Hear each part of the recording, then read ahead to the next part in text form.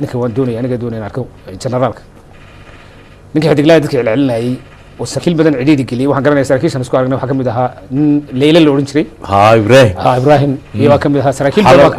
oo meesha ku soo noqnoqoto oo fadhida uun ayaan korkiisa marka jarkii waxaan weydiistay Ali Samatar inaan ka tagay ciidanka cirkaan doonayo inaan booliska dayradda booliska iyo barto tago civilian runtii sarkaal aad u maskax badan Ali Samatar weeyaan imankana inay waddankeena isku dhaceen dagaalka dartii waan ogahay oo Soomaaliland isku dhaceen xukunna ku dhacay laakiin sarkaal aad u qiimo badan buu ahaa sarkaal khibrad badan buu ahaa saraakiishana runtii sida loola dhaqmo garanayay waay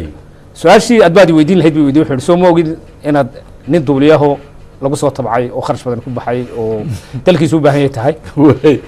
maxaad uga tegaysaa miyaad markaasaan dawladda dib aa dhamaatay wuxuu beri mid kale inaan kuu diri karo miyaad ogeyn buuri ma waan garanayaa baan ku uri laakiin sabab badan dartood waxaan doonayaa inaan ka tago wuxuu waa kusoo weydiinaynaa dawladda booliiska ku weydiinaynaa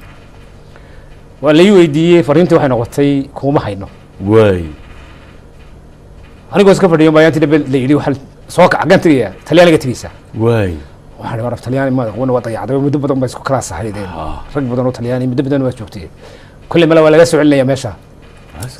waan tegey shirkaddii aan u tagnay waxay shirkad Biagio la yidhaahdo bugaagteedii iyo textbookgeedii oo dhan wax ku qornaa English engineerintii pilotskii 6 bilood bay Ingiriis ka yimaadeen English bay ku hadlayaan